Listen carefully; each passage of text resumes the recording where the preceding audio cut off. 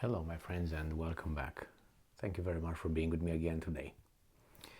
My friends from Canada, make me understand this because I have a hard time understanding it.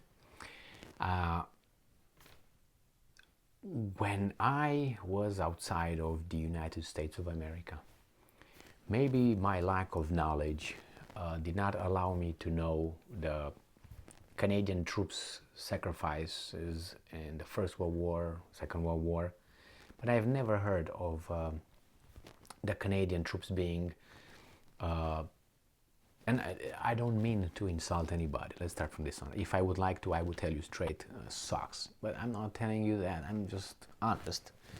I've never heard of any big success coming from. I didn't even really know that Canadian troops were involved in the Second World War, for instance, to an extent. Now, I came to the United States of America. I started reading history here. I spoke with Canadians and all that. I went to Canada. I see monuments dedicated to the heroes of the Second World War and all that. And I realized that even Canada thinks that they won for some the Second World War, as the Americans think that they won the Second World War, as the Soviets think that they won the Second. The British, they all think they won the Second World War. I think even the Indians that were in the fought for the British army, they thought they won the Second World War. Now that doesn't minimize. It was maybe my ignorance that I didn't know the extent. But I never thought of Canada as being a strong military, strong country. From that point of view, that was because of the small population. I mean, and now with immigration, I think Canada got to about 40 million or so. I mean, 40 million for this big land mass. But anyway, that was my wrong impression, I guess. We don't have to be a big country to be very sophisticated and advanced militarily. The problem is not the problem. It's not a problem. It's just an observation. In the past, I would say not even 10 years, since this Trudeau, who was I think he's got a lot of insecurities and personal inferiority complexes, and he should, because I don't think what kind of achievements he has, aside from coming from his moms and being very important mom and dad, and getting where he's at. I think he's a mediocre individual in all aspects. He can't even lie very well, and that's his kind of job. And he's a weasel. But somehow he tries to compensate for all that by involving Canada. And I don't know if he's the engine or he's just a messenger of the interest behind that rule, But Canada became very active, poking at big countries, and I would say stronger countries. I would dare to say that. I'm mentioning China and Russia.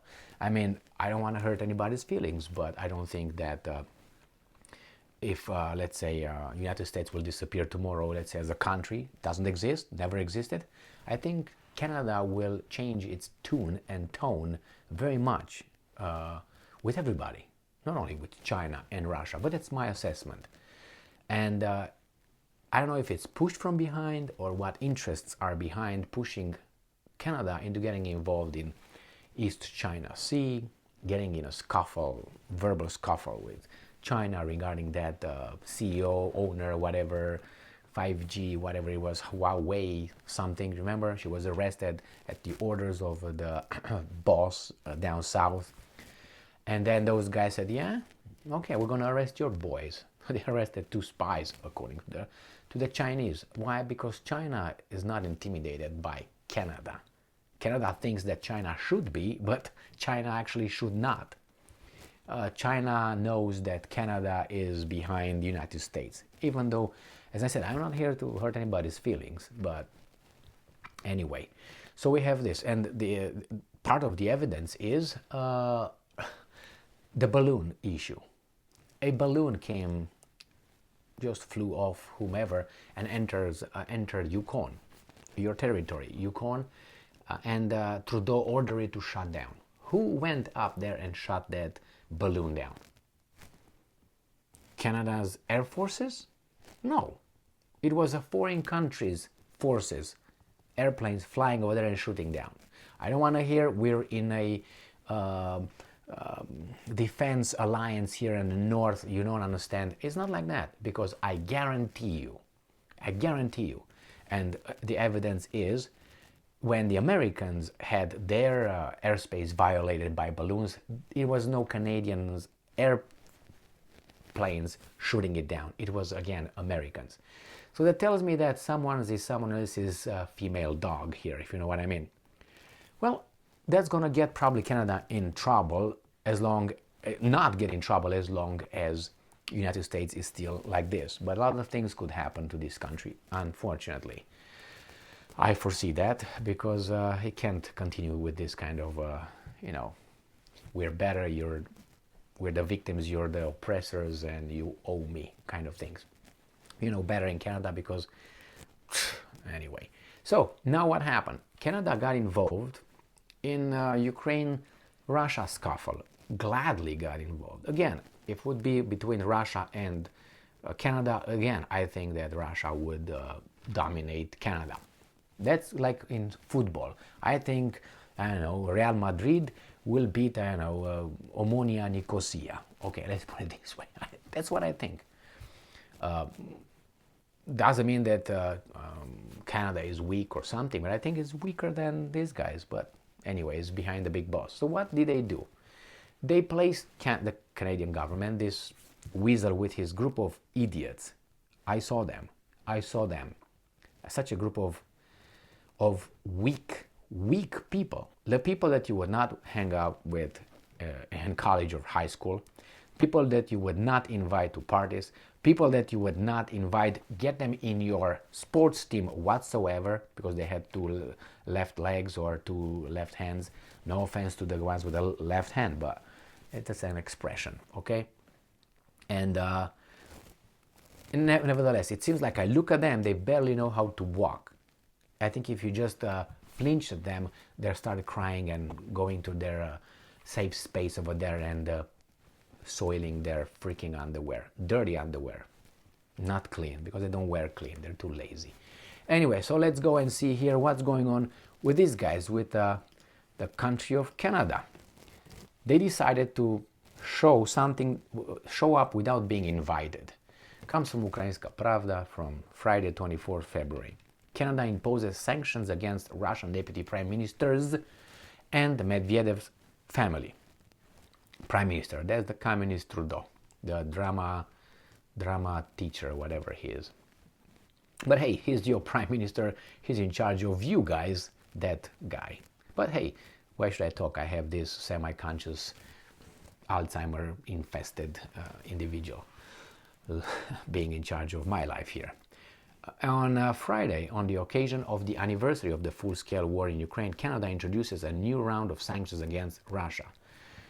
Source, Canadian Prime Minister Justin Trudeau at a special briefing, the correspondent of European Pravda. Now he says, this pussified individual. Not pussified, because pussified would mean that he was, a guy with a big thing before, but no, he didn't have either that.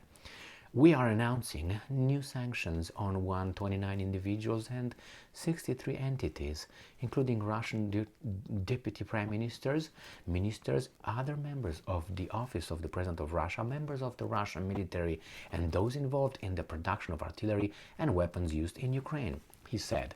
According to the list published on the website of the Government of Canada, among other people, they are the wife and son of former Russian President Dmitry Medvedev, Deputy Prime Minister. Why is this necessary? I never understood. Why is it necessary? Because if the wives or children of these guys defect to your country, you will suck their whatever just to tell you how bad Putin and all those guys in Russia are. Examples numerous. Sanctions were also imposed against both chambers of the Russian parliament, the main director, blah, blah, blah, blah. Okay. We're also banning certain chemicals used in the manufacturing of electronics from being exposed to Russia. the Canadian Prime Minister added. Earlier, he also announced that Ukraine will receive 4 more Leopard 2 tanks within a framework of military assistance. Thus, Canada's total contribution to the tank coalition is 8 Leopard 2 tanks so far. Wow! I think the Russians are all in bunkers right now, scared shitless. 8. Ooh. And they're German tanks. Why don't you have Canadian tanks? The Americans are shooting down balloons over your airspace. You have German tanks. Do you have Canadian-born military personnel? You know exactly what I'm hitting. Exactly what I'm hitting. Yeah, get some more, because they will all pledge allegiance to the "Oh Canada, oh Canada." Jesus Christ. If I were one of the in charge of the immigration and naturalization offices, I would do this. You can't apply for Canadian citizenship unless you lived 20 years in this country. Same with the United States of America. 5 years?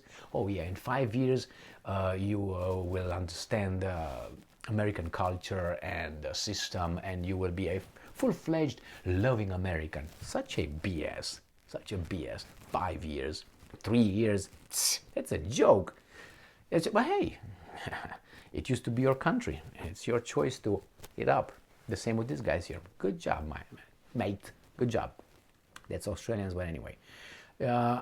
They said, if you remember, all these guys in the West, the good countries, claimed for the past, I don't know, month or so, that on the 24th of February 2023, today, the Russians will start an offensive, and they will have to show something. They will, because of the anniversary of the invasion, and they are symbolistic. They are people who work with symbols. They are still, killing chicken and get their bones and throw them over there and look, and the stars, they are aligned. That's how these civilized countries, told us the Russians will do. And who's doing that? Your Prime Minister, Trudeau. On the anniversary, we're gonna ban them, make it symbolic, yeah? Okay, bring that witch over here. What are the stars saying today? Okay. Bring the other one. Yeah. You're gonna read in the coffee or in the palm, or where are you gonna read? Oh, you're the one with the chicken bones that you're gonna... All right. That's how it occurs in the Canadian government, I guess, since they're so symbolistic minded.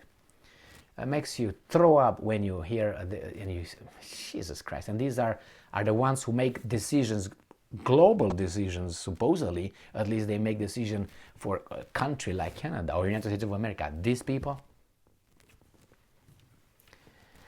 Democracy works, it seems like, very well. That always gets me to that story of Plato, supposedly said by Socrates, under the Socrates, when he said that he was not a fan of, he didn't like mass democracy, just so you know, democracy in general. And that was the reason. He gives the analogy of a ship, which is a country, city, state, whatever it was then, right?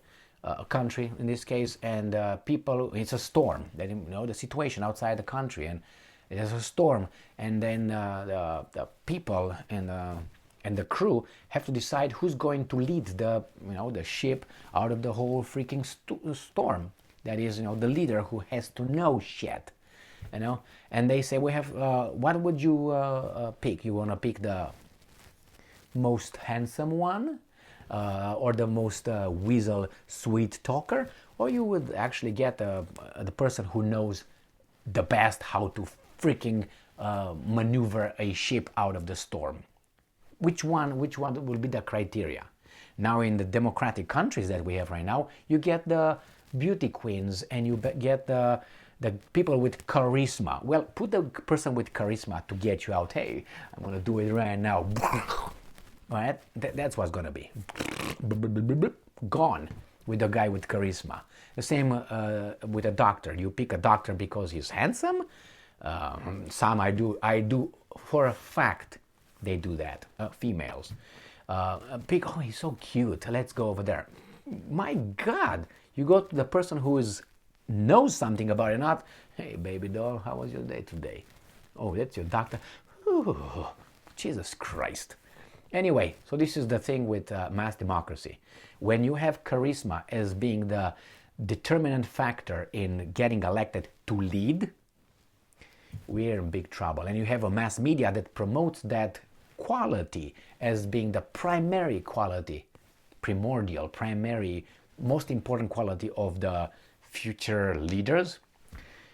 We have to talk to the mass media, I think, as well. Thank you very much for being with me again today. Stay strong, stay smart, look for the truth, and be just.